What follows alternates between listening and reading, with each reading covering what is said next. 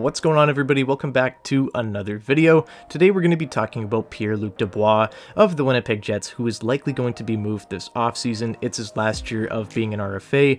Next season he will walk to free agency unless there's a, long-term deal done with Winnipeg or another team.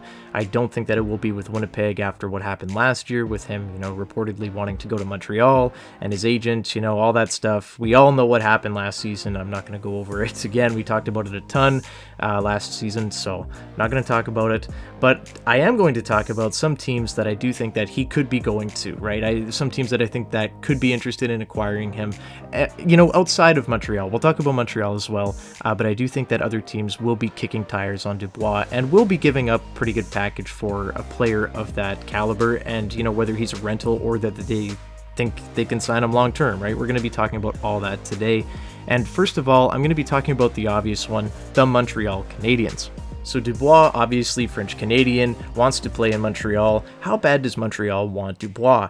And I do think that they want him to an extent, but I think that also in the back of their minds, they're not going to give as much because they know that likely he's number one on their list, would probably take less money to go to them in free agency.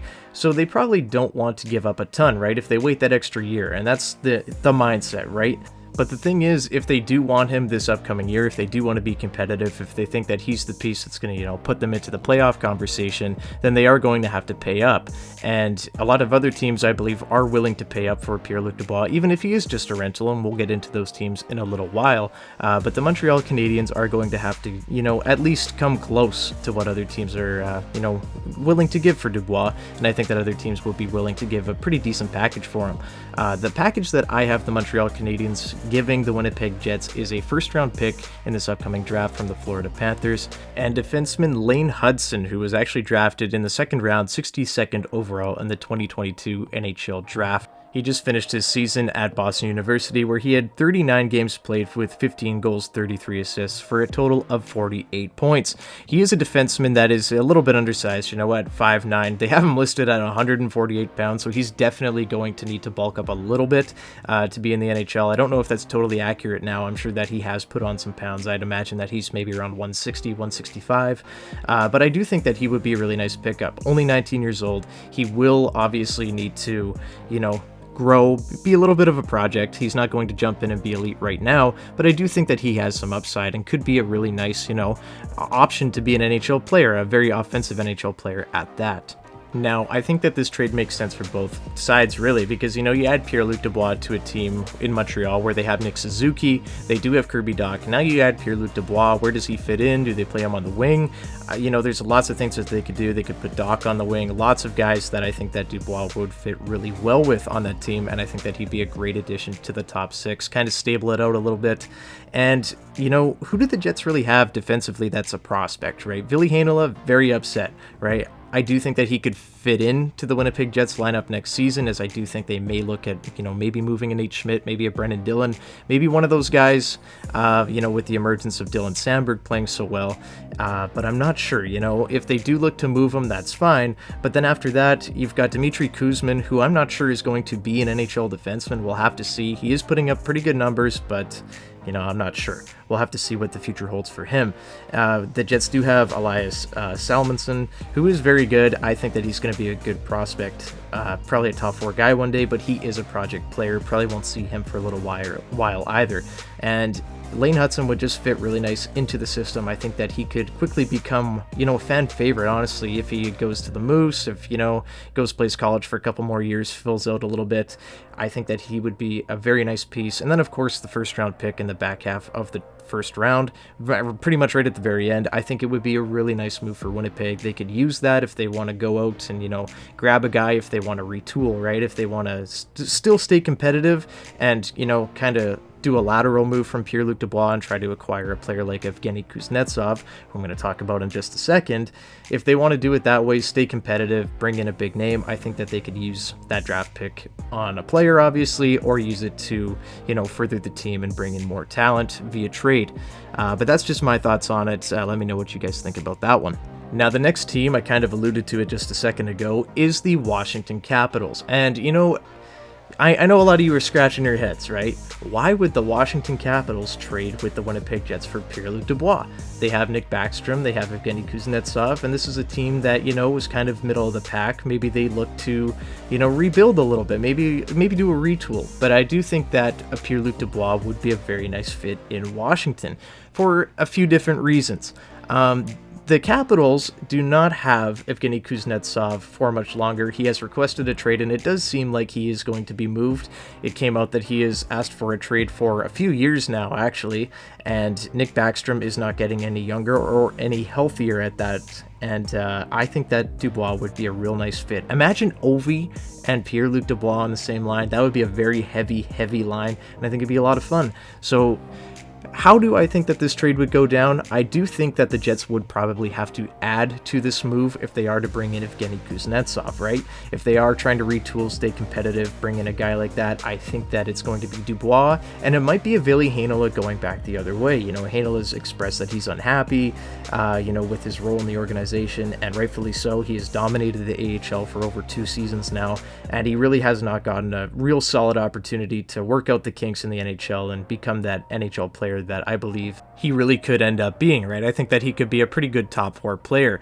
Do I think that he's going to change the whole complexion of the Jets organization and stabilize the defense? No, but I do think that he'd be a very nice power play option and a really stable presence in the top 4. So Ville, in my opinion, probably would have to go the other way in that deal. Maybe we, scrounge out a third for Kuznetsov as well in there. So Kuznetsov, a third for Dubois and Heinola. I could see something like that go down. Now, the question is, would Washington be comfortable with, the idea of losing Dubois after a year? I'm not sure, but if they do want to stay competitive now with the OV window, I wonder if they would be willing to, go make a move like that, but we will have to see. It's a little bit out there. I'm not sure if that's something that would happen, but it's something I've been wondering for a little while now. Especially if the Jets are to lose Mark Scheifele as well in a trade. Who's their center going to be, right? Like, are you going to move Cole Perfetti up into the top 6 permanently? Are you going to play him on line 1 at center where he has not played in the NHL yet? Are you comfortable with doing that? I don't believe the Winnipeg Jets are. Obviously, you're not going to play Adam Lowry with Kyle Connor and Nikolai Ehlers on the top line. That's not going to work. So, I think it does make a lot of sense if you think about it that way. It's just if the teams are willing to do it and what the teams are wanting to do, right? If the Jets are looking to rebuild, this is not something that will be happening, and they are not going to be acquiring Evgeny Kuznetsov. But if they are looking for a retool or to even strengthen the team, I could totally see this happening. And it'll be interesting to see what Washington does with Kuznetsov. So moving on here, I think that the next team that I could see Pierre Luc Dubois being moved to is the Carolina Hurricanes. And I think that this one is the most interesting and arguably the most realistic out of the bunch. Carolina obviously just had a disappointing playoffs where they made it past the second round, but they got swept in the third round, right? They didn't like that. And, this has just been a growing trend for Carolina, unable to do really any damage in the second round or after the second round. And they need guys to be propelled forward here and really take this team to the next level. And Martin Necas just really didn't do that for Carolina this year. He had a breakout year in the regular season, putting up 71 points. I'm a big Martin Necas fan.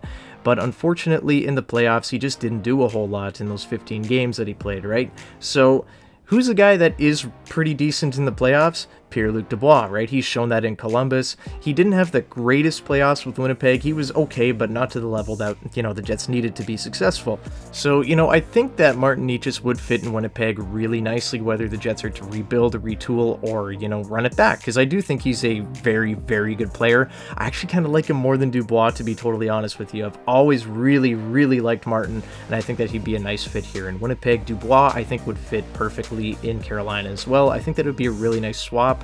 Do I think that the Hurricanes are going to, just give him up 1-for-1 for a guy that might not re-sign long-term? No, I don't think that this is going to happen. However, I do think that they will be interested. So, again, will the Jets, add a Ville Heinola, add, something else to that package to bring in a guy like Martin Necas, who is on the block? They want to sell high on him because last season they were shopping him reportedly for a second round. Nobody pulled the trigger. He only had 40 points that season that he was coming off of, and nobody pulled the trigger. He had a big breakout year, just about doubled his point total, and was a big reason why Carolina was so good this season.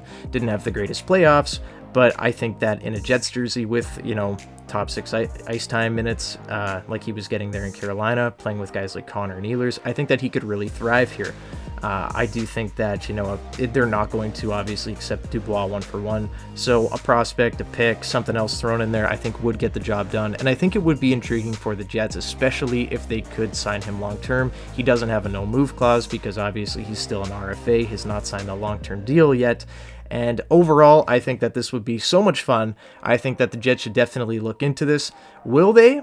I don't know, right? We'll see what they do. I do think that Mark Scheifele makes a lot of sense in Carolina as well. Maybe even Connor Hellebuyck, depending on what they do with the goaltending tandem there in Carolina. If they want to re-sign Ranta or, Freddie Anderson, we'll see what they do. They're both UFAs. But obviously, I would love Martin Necas here in Winnipeg, and I think that that's a name that we're going to see a lot of popping up in the near future here.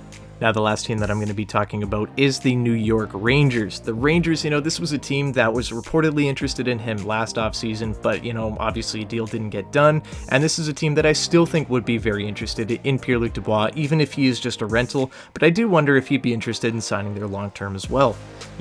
Right now, you look at that Rangers roster, and that's a team that got bounced in the first round. Will Vlad Tarasenko be back? Maybe, maybe not. Will Patrick Kane be back? Probably not. It's just hard to say what's going on right now in New York, and I think that a guy like Pierre Luc Dubois might be the big swing that they're looking to make. It's been reported for a little while now that they are, wanting to make some changes, and some of those changes might be at the expense of losing a Capo Caco or even an Alexis Lafreniere. Lafreniere, I think, is a little bit out there. I don't know. I think that a team's really going to have to pay up because, regardless of, how good you think that he is, the Rangers are known for being terrible at developing their prospects, and we have to remember that he was the first overall pick just a few seasons ago. So he's not going to go for cheap. He's going to have a price tag to his name. Does Pierre-Luc Dubois get that done? I doubt it, especially with, him maybe not re-signing there long-term, right? Because we know how much, he's wanted to play in Montreal. But if the Rangers are able to sway him, or if they're just not worried about it, I think that it could be a thing that is in play. I think that Capo Caco is a little bit more interesting and probably a little bit cheaper, right? I think that it would have to be a package. It would not be a 1-for-1. The Jets would likely, maybe target a top prospect from New York, maybe Caco and a top prospect, or, at least a B+ prospect, or maybe even a first-round pick or something in there, right? I think that it would be that sort of package. I just don't see Lafreniere, as much as I would love him in a Winnipeg Jets uniform. I think that, if he played elevated minutes with guys like Kyle Connor, Nick Ehlers, Cole Perfetti, Nino Niederreiter, I think that he would really ascend and break out. But on that New York team, it just doesn't seem like it's working for him. The organization just can't get him going. And I do think that he is in desperate need of a change of scenery, or at least, a change of system there in New York for him to flourish. So I really don't think that it's going to be Lafreniere, but Caco and maybe a first or a prospect thrown in there too, I think could be a realistic deal for Pierre-Luc Dubois if the Rangers are comfortable enough with the, idea of maybe not getting a ton of time out of Dubois. Maybe he's just a rental. I don't know. But it's definitely interesting to think about for sure. Him in a New York Rangers uniform, they do want to go and win while they have Panarin, kind of in his prime, while they have Mika Zibanejad in his prime, still have Chris Kreider playing at a top level. All these guys, Adam Fox, list goes on, right? You have Igor Shesterkin. You really want to go for it now, and Pierre-Luc Dubois definitely allows you to do that. And next season, if they don't have Vlad Tarasenko and Patrick Kane back, they're likely going to have to make a big splash. And if they don't think that Capo Caco is going to be the guy, I can definitely see them, putting a package together, centering around him to move out, for a guy like Pierre-Luc Dubois. But that's just my thinking there on the New York Rangers. I think that it would be a lot of fun, and I do think that this is a possibility come the draft, come the offseason, but we'll have to see. Last team that I'm going to mention here that I do think could be interested in Dubois is the Boston Bruins. Unfortunately, they have absolutely nothing to trade the Winnipeg Jets, right? Like, they've traded most of their first-round picks up until, I believe, 2026 or 2027, so that's just not going to be an option. I mean, they could theoretically trade Jeremy Swayman, but I just don't see that happening. and I don't see them wanting to do that at this moment, right? And if you look at the Boston Bruins top six, it is very old, right? You know, Bergeron may retire, Krejci may retire, might go back to Czechia, right? Like, we don't know what's going to happen with the Bruins top six.